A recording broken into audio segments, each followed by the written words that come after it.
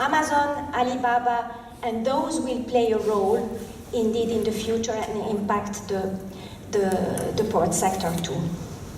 In red, on purpose, regulation and policy making. It's, I would say, obvious that the role of regulator will have to evolve. And the policy makers will have indeed also, I would say, accompany the businesses and the economy in their efforts to meet the challenges. When I talk about regulation and policy making, it's not only, I would say, proposing regulation, but it's also making sure that we do have a level playing field. Because we cannot, in some areas of the world, implement, I would say, sustainable measures, while others are not doing their homework. When I talk about fourth industrial revolution, from our perspective, it is a perfect storm, meaning that it's something that comes, it's not planned, it's not something that is actually, you can handle like a change, a normal change that you prepare, anticipate. This is a kind of stormy, it's a storm in the sense that you have some predictable things that will happen, some which are less predictable and disruptive. Disruption is not a bad thing. It means that you need to be reactive and to be creative. And this is, I would say, one of the big strengths of the human beings. So we will have indeed exponential computer power, internet connectivity, we do have digitization, but we have also increase of cyber risks, which were not there some years ago. Climate change, we talked about it already. Business models, I talked about them a few minutes earlier. Connected people and objects, and cooperative models and high technology.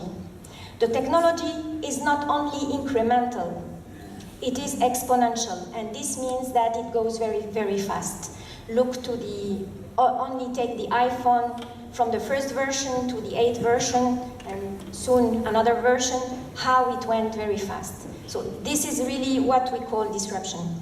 Labor markets will be disrupted, which means that when we think about sustainability, it's also taking into account that we will have labor markets that will be completely different and labor organization that will be affected. The skills won't be the same.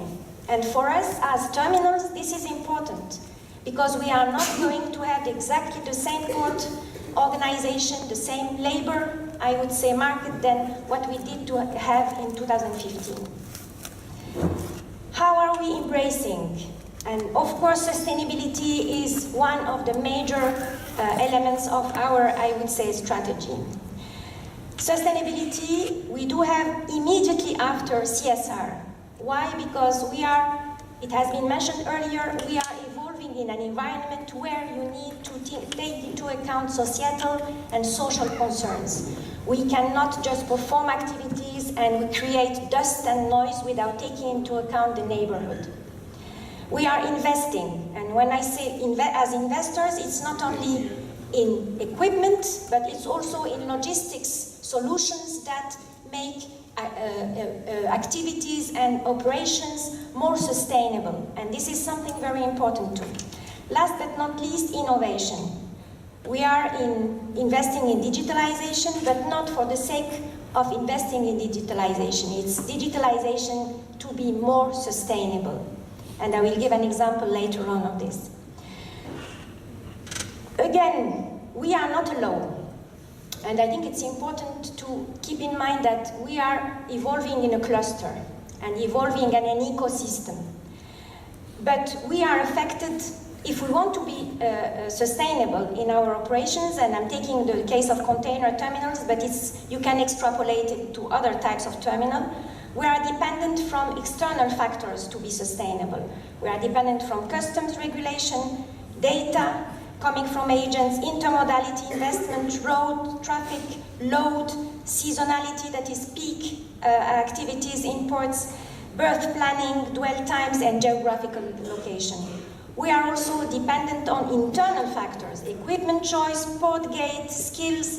I won't go through the whole list, but this shows that we are dependent, we are not alone. And I think nobody can claim that we can alone achieve something that is valuable for the whole society. I will go through only 3 of those points very quickly. Sustainability, CSR, and innovation. Sustainability for us means proactivity.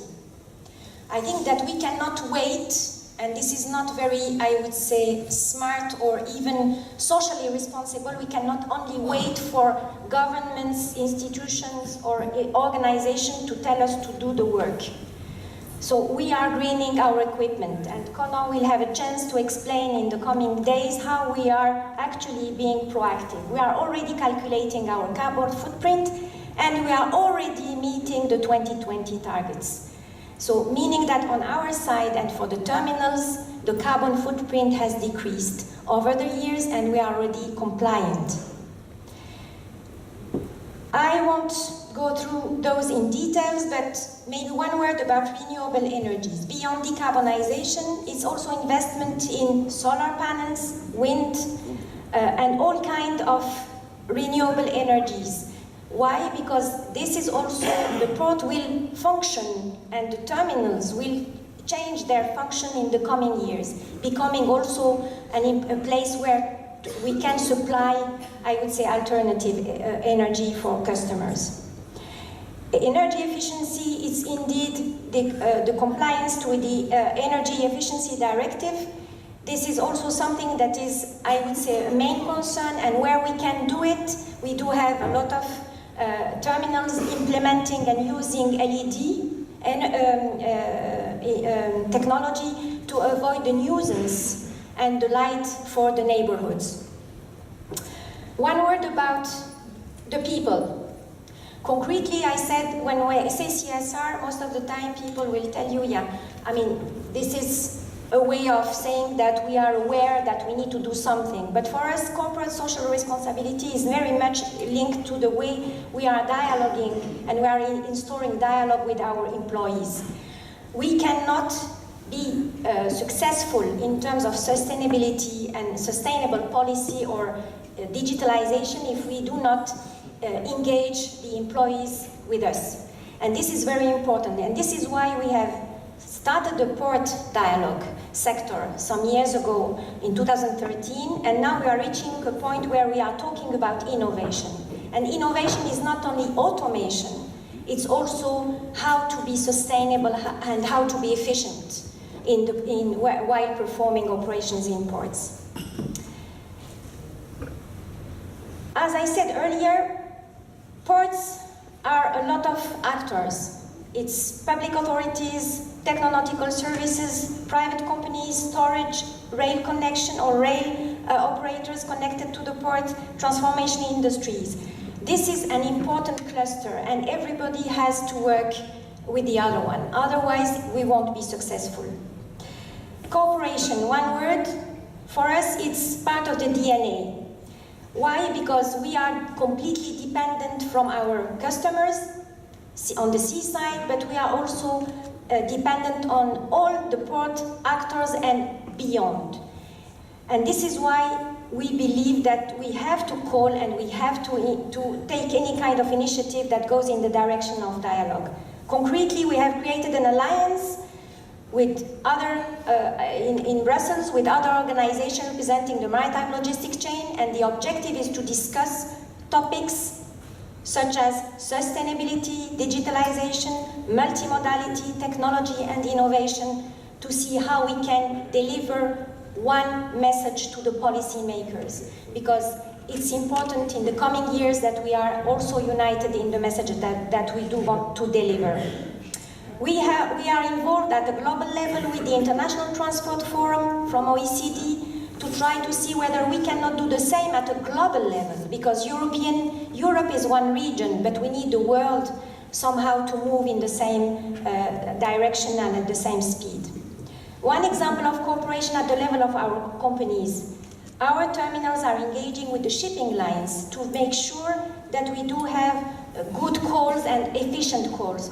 Why? Because if we are able to plan in advance the calls and the number of containers to load and unload, this is going to have immediately an effect on the sustainability of the operations, because you will limit the number of moves in the yard and on the docks. So very concretely, this is what we mean by sustainable operations, is to be able to connect with the upstream or downstream operator to make sure that we do not, I would say, emit more than we need to do.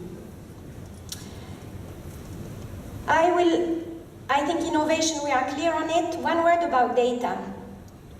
The fourth industrial revolution has an important component, which is data sharing, data analytics, and how we are going to share data. I think this is a very important discussion that we will have in the coming years. Why? Because this is about being also efficient in channeling the data to make sure that the cargo flows are indeed, I would say, moving in right, but it's also taking into account the cyber risks and taking into account new risks. And this is an important element that we will need to find a balance about. We shouldn't be too, I would say, we should be careful about the notion of data. For us, it's something that is, I would say, a critical discussion that we should have. To conclude, this is about being smart, sustainable. For us, we should define and agree what is the strategic imperative. It means that we need to define the quick wins now, what we can do now, but also the long-term objectives and how we can cooperate all together.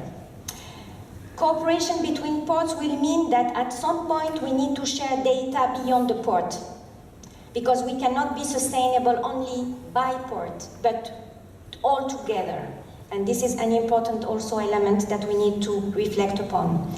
Operational implementations that are, I would say, decided by the policymakers and regulators cannot be imposed. We need to discuss about them, and this is why the consultation process is an important one. We shouldn't hurry. We should implement things that are, I would say, reasonable and producing effects. And I liked, indeed, the reference to the bottom-up approach. It shouldn't be a top-down.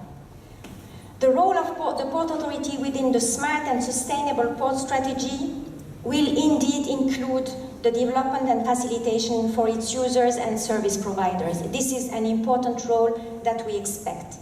And the final level of integration will be the result of a stakeholders engagement, a real one. I mean, this is not only about words, it's really engaging all and being taken into account whenever we have discussions such as technology, protection of the environment, data collections, etc. Last, on regulators, broader, we need a balanced framework. If we put too much weight on the shoulders of the private businesses, the result is that we will probably kill jobs and I would say have a bad impact on the economy. So it's a matter also of balancing things. I think that people or industries which are proactive should not be overburdened. And it's probably the role of others to be more proactive. Thank you very much for your attention.